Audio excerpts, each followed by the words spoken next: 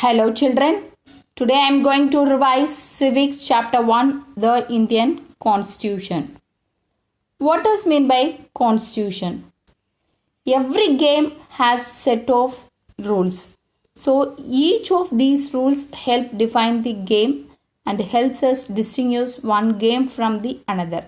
Like a game, a society is also set of rules. It has a constitutive rules that make it what it is and differentiate it from other kinds of societies. So these rules are formulated through consensus. So most probably it is in written form. Written document in which we find such rules is called a constitution. So constitution defines a constitution as a set of fundamental principles or established precedents according to which a state or other organization is governed. Why does a country need a constitution? Today most countries in the world have a constitution. While all democratic countries are likely to have a constitution. The constitution serves as several purposes. Let us see one by one.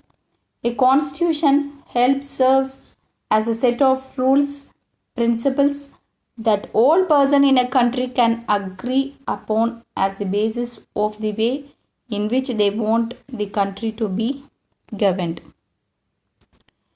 The next one, the constitution defines the nature of a country's political system, like a Nepal problem.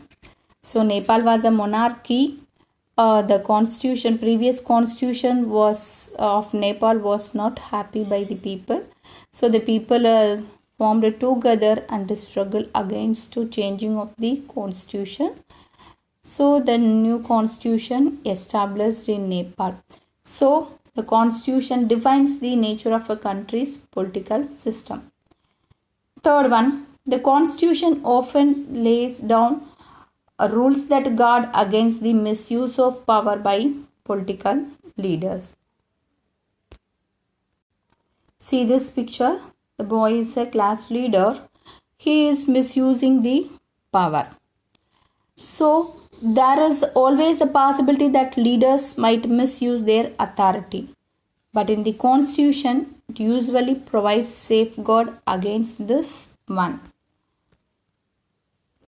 One more example, in a classroom, majority of students are boys. Sometimes the decision taken by the boys will be accepted.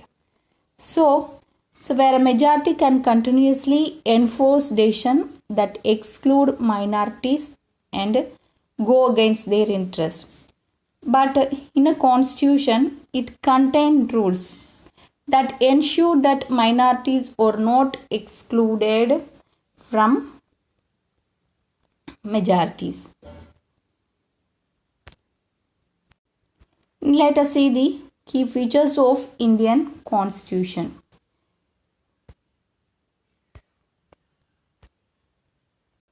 Let us see the key features of Indian Constitution.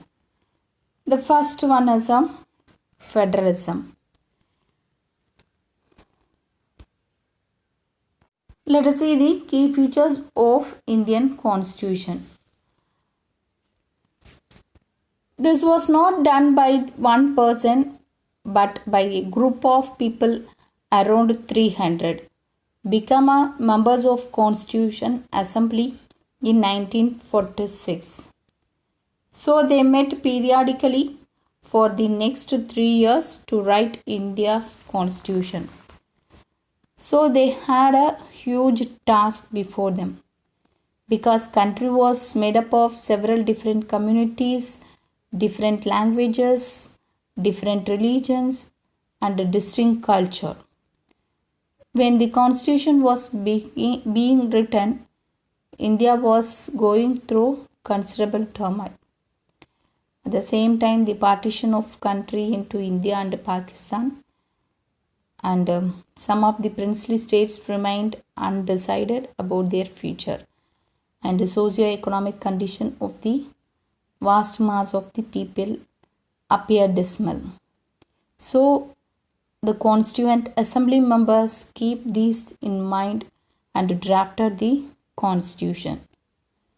So, let us see the features of Constitution.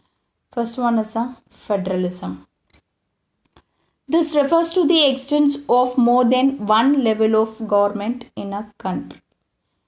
So, in India, we have the government at the state level, central level, and also local government. That is, Panchayati Raj is the third tier of government. Next one, parliamentary form of government. So, in Indian Constitution, so we have that Indian Constitution guarantees universal adult franchise. So when they are making a constitution, the members of Constituent Assembly felt that the freedom struggle had prepared the masses for universal adult franchise, and this also helped them a democratic mindset and break the traditional caste and class caste to gender hierarchies, these things. So the people of India have direct role in electing their representative. Third one, separation of powers. According to the Constitution, there are three organs of government. That is legislature, the executive, and the judiciary. Legislature refers to elected representatives. Executive, who are responsible for implementing laws and running government. Then judiciary, system of court. So these three organs exercise different powers, but each organ act as a check on the other organs of the government. So this is called as a balance of power between all the three.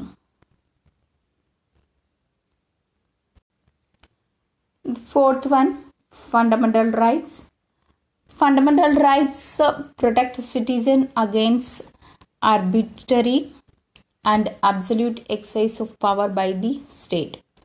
It also guarantees the right of individual against state as well as the against other individuals.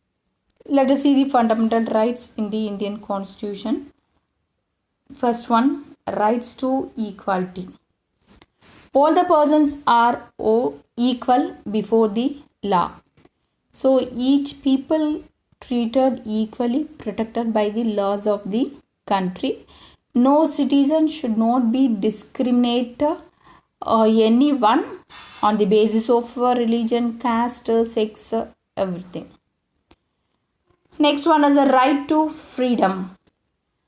A right to freedom of speech, expression, right to form association, right to move freely and reside in any part of the country, and to practice any profession, occupation or business.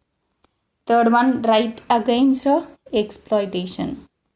So Constitution prohibits human trafficking, forced labors, slaves, these things, and also it prohibits employment of children under 14 years of age. Next one, right to freedom of religion. Religious freedom is provided to all citizens. Every person has the right to practice, profess, and propagate the religion of their choice. Next one, cultural and educational right.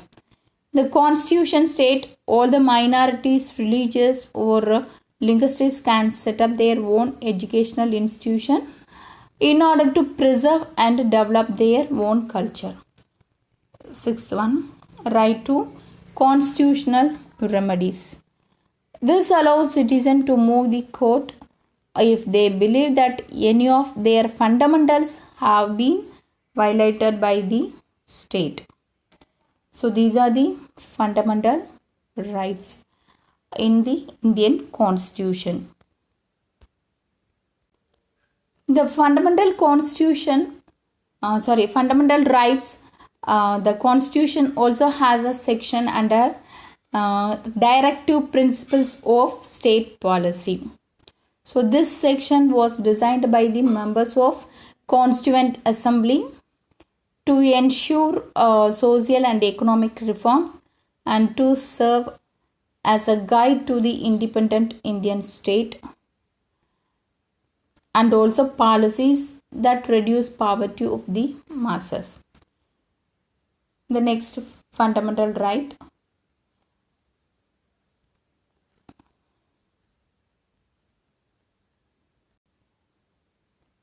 The next features secularism. Secularism. A secular state is one in which state does not officially promote any religion as the state religion. So these are the features of the Indian Constitution.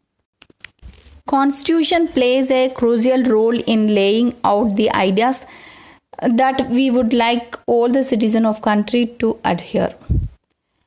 So it including the representatives that we elect to rule us. So in this chapter we have seen meaning of constitution, purposes of constitution, features of constitution and fundamental rights. These are all important concepts in this chapter. Thank you, children.